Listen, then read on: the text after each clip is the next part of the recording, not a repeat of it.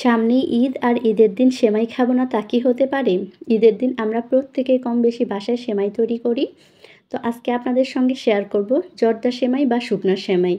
তো এই সেমাইটা তৈরি করতে গিয়ে অনেকেই বিপাকে পড়ে যান। কেউ অনেক বেশি শক্ত করে ফেলেন, আবার কেউ বা ভর্তা করে ফেলেন। তো সমস্ত সমস্যার সমাধান নিয়ে আজকের এই রেসিপিটা নিয়ে হাজির হয়ে গেলাম। আসসালামু আলাইকুম। তো আশা করছি সবাই ভিডিওটা স্কিপ না করে পুরোটা মনোযোগ দিয়ে দেখবেন। তো দেখতেই পেলেন এখানে একটা চিকন সেমাইয়ের প্যাকেট নিয়ে আমি একটু ভেঙে নিলাম সেমাইগুলোকে। খুব বেশি ভাঙলেও কিন্তু সেক্ষেত্রে ভালো হয় না। তো এখন চলে যাচ্ছে মূল প্রসেসে। তো চুলায় একটা কড়াই বসিয়ে তাতে আমি 1.5 টেবিল চামচের মতো ঘি দিয়ে দিলাম। তো এখন একটা তেজপাতার অর্ধেক করে দিয়ে দিলাম। 2 টুকরা দারচিনি আর 3টা এলাচ দিয়ে একটু নেড়েচেড়ে দেব। তো ঘিটা যখন একটু গরম হয়ে আসবে ওই পর্যায়ে 1 টেবিল চামচ করে কাজু বাদাম ও কিশমিশ দিয়ে দিলাম। আপনারা চাইলে কাঠবাদামও ব্যবহার করতে পারেন। তো যখন এগুলো একটু ভাজা হয়ে যাবে ওই পর্যায়ে আমি এগুলোকে তুলে নেব। খুব বেশি হাই হিটে ভাজতে গেলে কিন্তু এগুলো পুড়ে যায়। তো আমার ভাজা হয়ে গেছে, তুলে নিয়েছি। তো এখন এই ঘিয়ের ভেতরে সেমাইগুলো দিয়ে আমি মিনিট 5 মতো নেড়েচেড়ে একটু ভালো মতো ভেজে নেব। তো ভাজার কাজটা একটু ধৈর্য সহকারেই করতে হবে, যেহেতু এগুলো খুবই একটু শক্ত প্রকৃতির। তো এই পর্যায়ে আমি এখন এখানে কিছু উপকরণ অ্যাড করে দিচ্ছি। 1/3 কাপ পরিমাণ চিনি দিয়ে দিলাম, আর এটা 1 প্যাকেট চিকন সেমাইয়ের জন্য একদম পারফেক্ট।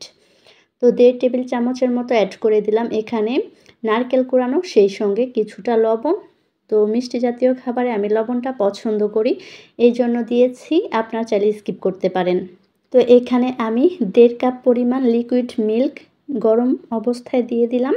তো 1 প্যাকেট সেমাইয়ের জন্য 1.5 কাপ পরিমাণ একদম পারফেক্ট। আপনারা চাইলে পানি দিয়েও কিন্তু এই সেমাইটা তৈরি করতে পারেন, তবে দুধ দিয়ে করলে সেক্ষেত্রে বেশি ভালো হয়। তো আঁচটা কিন্তু একদমই লো আঁচে রাখবেন। তো ঢাকনা দিয়ে ঢেকে মিনিট 5 রেখে দেওয়ার পর তুলে নিলাম। তো এখন কিন্তু অনেকটাই ভর্তাই মনে হবে আপনার কাছে। তো একদমই ভয় পাওয়ার কিচ্ছু নেই। তো চুলার আঁচটা বজায় রেখেই 2টা কাঁটা চামচের সাহায্যে একটু আলতো করে এভাবে এগুলোকে ছাড়িয়ে দিতে হবে। তো যদি আপনি পানি কম দেন সেক্ষেত্রে কিন্তু এটা সেদ্ধ হবে না, শক্ত শক্ত থাকবে, খেতেও কিন্তু মজা লাগবে না। তো দেখুন একদম কিন্তু ঝরঝরা হয়ে গেছে। তো আশা করছি আপনারা দেখেই বুঝতে পারতেছেন কতটা ঝরঝরা হয়েছে। তো আমি এখন এখানের তেজপাতা, তারপর দারচিনি, এলাচগুলোকে তুলে নিচ্ছি, আর ভেজে রাখা কিশমিশ আর বাদামগুলোকে দিয়ে খুব ভালো মতো নেড়েচেড়ে মিক্স করে নিচ্ছি। তো হয়ে গেল আমার ভীষণ মজার জর্দা সেমাই বা শুকনা সেমাই।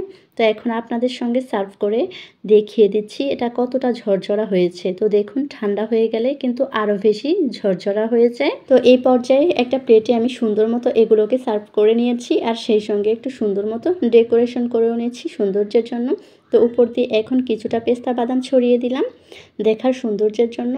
তো দেখতে যতটা সুন্দর হয়েছে মাশাআল্লাহ খেতেও অসাধারণ ছিল। রেসিপি ভালো লাগলে একটু শেয়ার করে দেবেন। সবাই ভালো থাকবেন। আল্লাহ হাফেজ।